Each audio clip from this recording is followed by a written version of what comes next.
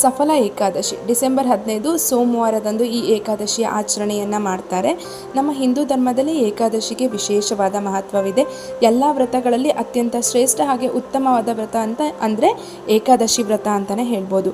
ಈ ಏಕಾದಶಿಯ ವ್ರತದಿಂದ ನಾವು ಕೇವಲ ಭೌತಿಕ ಸುಖಗಳನ್ನು ಪಡೆಯುವುದಲ್ಲದೆ ಮೋಕ್ಷದ ಮಾರ್ಗ ಕೂಡ ನಮಗೆ ದೊರೆಯುತ್ತೆ ಅನ್ನೋ ಒಂದು ನಂಬಿಕೆ ಇದೆ. ಸಫಲ ಏಕಾದಶಿಯು ಪೌಷ್ಯ ಮಾಸದ ಕೃಷ್ಣ ಪಕ್ಷದ 10ನೆಯ ದಿನದಂದು ಈ ಏಕಾದಶಿಯ ಆಚರಣೆಯನ್ನು ಮಾಡ್ತಾರೆ. ಈ ದಿನ ವ್ರತ ಪೂಜೆಯನ್ನು ಮಾಡಿದರೆ ಜೀವನದಲ್ಲಿ ಎಲ್ಲ ರೀತಿಯ ಯಶಸ್ಸು ಅಂದರೆ ಶಾಂತಿ, ಸುಖ, ಸಮೃದ್ಧಿ, ನೆಮ್ಮದಿಯ ಜೀವನವನ್ನು ನಡೆಸ್ಬೋದು.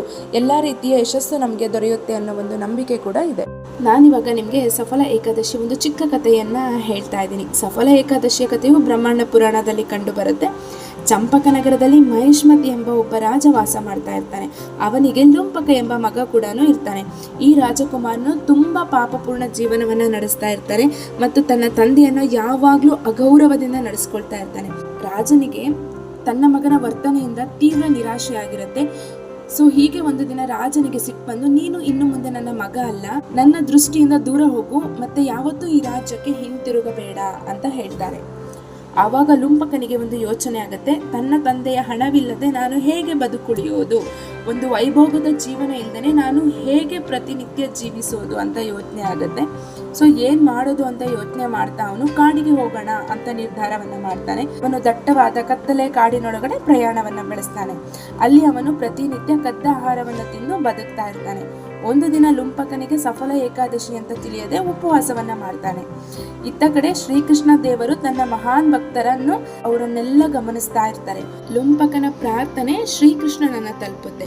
ಲುಂಪಕನ ಭಕ್ತಿಗೆ ಶ್ರೀಕೃಷ್ಣ ದೇವರು ಸಂತಸಗೊಂಡು ಅವನ ಪಾಪಗಳನ್ನು ಸಫಲ ಏಕಾದಶಿಯ ವ್ರತವನ್ನ ಪೂರ್ಣ ಭಕ್ತಿಯಿಂದ ಮತ್ತೆ ನಿಯಮದಿಂದ ಯಾರೆಲ್ಲ ಮಾಡ್ತಾರೋ ಅವರೆಲ್ಲರೂ ಕೂಡ ಶ್ರೀ ವಿಷ್ಣುವಿನ ಕೃಪೆಗೆ ಪಾತ್ರರಾಗ್ತಾರೆ ಅಂತ ಶ್ರೀಕೃಷ್ಣ ಒಂದ್ಸಲ ಅರ್ಜುನನಿಗೆ ಹೇಳ್ತಾರೆ.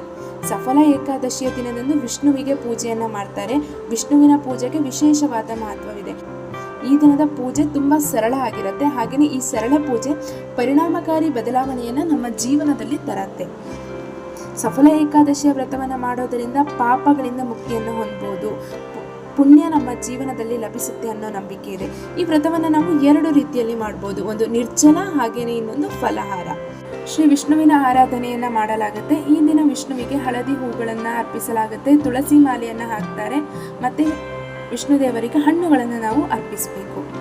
ಅದೇ ರೀತಿಯಾಗಿ ಮಂತ್ರ, ಜಪ, ಭಜನೆ, ಕೀರ್ತನೆ, ವಿಷ್ಣು ಸಹಸ್ರನಾಮ, ಭಗವದ್ಗೀತೆ ಪಠಣ ಇವುಗಳನ್ನೆಲ್ಲ ಜಾಸ್ತಿ ಮಾಡಬೇಕು. ಅದೇ ರೀತಿಯಾಗಿ ಓಂ ನಮೋ ಭಗವತೆ ವಾಸುದೇವಾಯ ಅನ್ನೋ ಒಂದು ಮಂತ್ರವನ್ನ ನಾವು ಜಾಸ್ತಿಯಾಗಿ ಜಪಿಸಬೇಕು.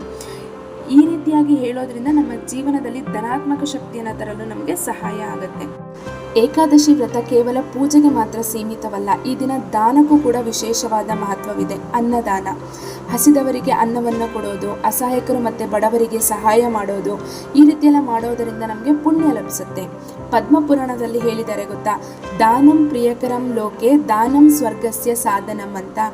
ಅಂದರೆ ದಾನವು ಈ ಲೋಕದಲ್ಲಿ ಸಂತೋಷವನ್ನು ನೀಡುತ್ತೆ, ಆದರೆ ಸ್ವರ್ಗದ ಮಾರ್ಗವನ್ನು ಸಹ ಪ್ರಸರಿಸುತ್ತೆ ಅಂತ. ಅದೇ ರೀತಿಯಾಗಿ ವಸ್ತ್ರದಾನ, ಬಡವರು ಮತ್ತು ಅವಶ್ಯಕತೆ ಇರುವವರಿಗೆ ವಸ್ತ್ರದಾನ ಮಾಡೋದ್ರಿಂದ ಜೀವನದಲ್ಲಿ ಸುಖ, ಶಾಂತಿ, ನೆಮ್ಮದಿ ಕೂಡ ಬರುತ್ತೆ. ಸಫಲ ಏಕಾದಶಿ ವ್ರತವು ನಮಗೆ ಇತರರಿಗೆ ಸಹಾಯ ಮಾಡುವ ಒಂದು ಸಂದೇಶವನ್ನು ನೀಡುತ್ತೆ. ಬಡವರಿಗೆ, ಅಸಹಾಯಕರಿಗೆ ಸಹಾಯ ಮಾಡೋದು ಮಾನವ ಧರ್ಮದ ಅತ್ಯುತ್ತಮ ಕಾರ್ಯ ಅಂತಾನೆ ಹೇಳ್ಬೋದು. ದೀನ ದುಃಖಿಗಳಿಗೆ ಸಹಾಯ ಮಾಡೋದ್ರಿಂದ ನಮ್ಮ ಆತ್ಮಕ್ಕೆ ಒಂದು ತೃಪ್ತಿ ಸಿಗುತ್ತೆ. ಹಾಗೆ ಮಹಾದೇವನ ಕೃಪೆ ಕೂಡ ನಮಗೆ ಲಭಿಸುತ್ತೆ. ದಾನವು ಸಮಾಜದಲ್ಲಿ ಸಮಾನತೆ ಹಾಗೆ ಏಕತೆಯನ್ನು ತರೋದಕ್ಕೆ ಸಹಾಯ ಮಾಡುತ್ತೆ. ಹಾಗೆ ಈ ದಿನ ನೀಡಿದ ದಾನವು ಅನೇಕ ಜನ್ಮಗಳಿಗೂ ನಮಗೆ ಪುಣ್ಯವನ್ನು ನೀಡುತ್ತೆ. ಹಾಗಾದರೆ ಸಫಲ ಏಕಾದಶಿಯಲ್ಲಿ ಯಾವ ವಸ್ತುಗಳನ್ನು ದಾನ ಮಾಡಬೇಕು? ಸಫಲ ಏಕಾದಶಿಯಲ್ಲಿ ಬಡವರಿಗೆ ಅನ್ನ, ವಸ್ತ್ರ, ಆಹಾರವನ್ನು ನಾವು ದಾನ ಮಾಡಬೇಕು. ಅನ್ನದಾನೋ ಸುಖೀ ಭವ ಅಂತಾರಲ್ಲ, ಅನ್ನದಾನ ಅತ್ಯುತ್ತಮವಾದದ್ದು ಸಫಲ ಏಕಾದಶಿಯಲ್ಲಿ ಅಂತ ಹೇಳ್ತಾರೆ. ಸಫಲ ಏಕಾದಶಿಯ ವ್ರತ ಹಾಗೆ ಪೂಜೆ ನಮ್ಮ ಜೀವನವನ್ನು ಯಶಸ್ವಿ ಹಾಗೆ ಪರಿಶುದ್ಧ ಹಾಗೆ ಸಮೃದ್ಧವಾಗಿರಿಸೋದಕ್ಕೆ ಸಹಾಯ ಮಾಡುತ್ತೆ.